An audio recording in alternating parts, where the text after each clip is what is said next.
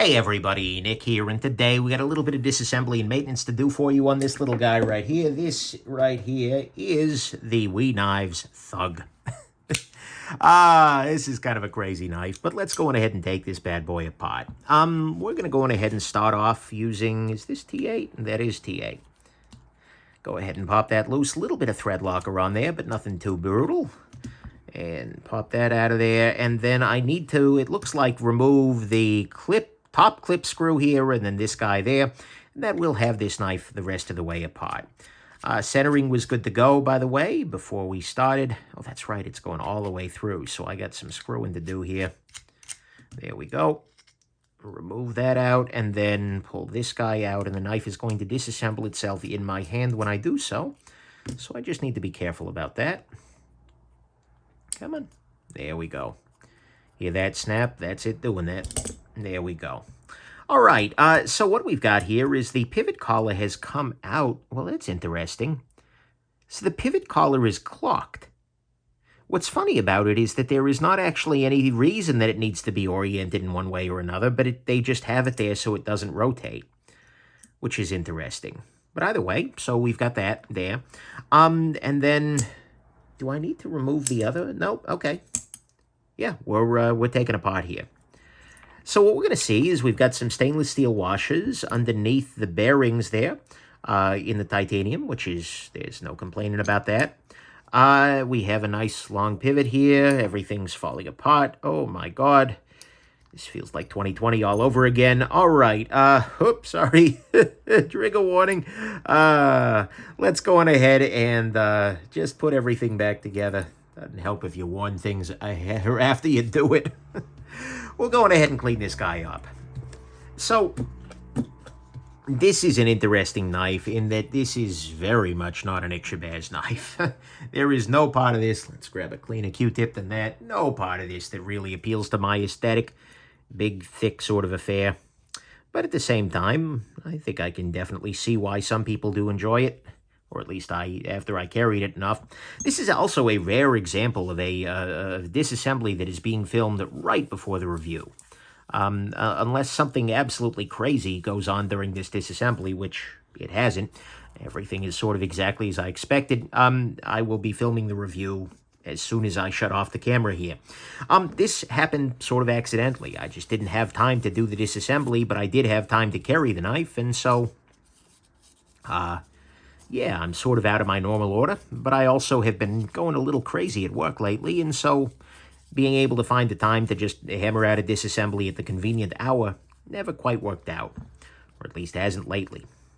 Doesn't really super matter. And, you know, I would have, of course, the reason I'm filming the disassembly before the review is in case there was something super ugly going on in here. I could, or super great, I could mention it, but so far, it's a WE knife, right? There's really not much to argue about with it in this domain. So there is that. One thing we are going to notice, though, is that the WE knife, so if we look at the pivot here, we see that there is a little tiny cutout there, and there is a similar little tiny, well, there's a peninsula, if you will, on the inside of this pivot collar. So it makes sense that this pivot collar is clocked, right? Because if they didn't have this little guy on there, that little tab which goes into this little hole, then it doesn't matter whether this guy has this is prevented from spinning freely if the pivot collar then isn't prevented from spinning freely. So maybe they both have that little basically circle on there because on one side it does matter and on the other side it doesn't. But either way, I want to make sure that both the pivot is properly aligned within the collar there. Am I doing this wrong? I am doing this wrong because, yeah, so I need to make sure that the pivot is fully seated here, and also that the pivot collar is fully seated in that little hole there. So there's kind of 2 steps of alignment to get everything done right here. In the process here, the back spacer has come off, which is fine. I can live with this. Come on now. There we go. Yep, that's the right angle. And I'll go ahead and clean off this washer real quick. I might have already, but just in case I haven't, make sure it's done. Beautiful. I'm going to go ahead and put in some 10-weight Nano oil here, making sure that I'm reinstalling this So what we can see here, if I zoom in enough, what you're going to see is that one side of this, oh, come off it. One side of this is completely pristine, right? It is very nicely pristine. The other side actually already has a bearing groove. So I'm going to go ahead and I'm going to install the bearing groove side facing the bearings, right? There's no need to duplicate that labor, so to speak.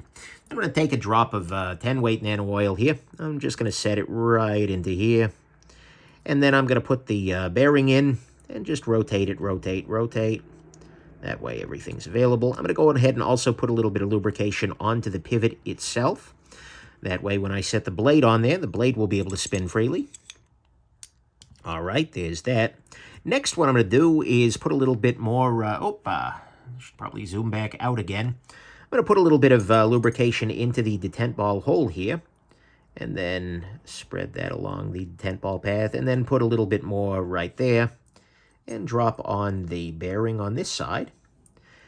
Then I'm going to drop on the washer. And again, I'm just being careful to make sure that I am setting down the side. Yeah, okay. This side has the bearing wear, so I'll go ahead and drop it down on there as I need to. Now I can put this guy back on. Beautiful. Okay. So now what we want to do, one thing I'd like to actually highlight real quick is that what we see here is that the lock bar actually has a little cutout here that is shaped like the pivot collar.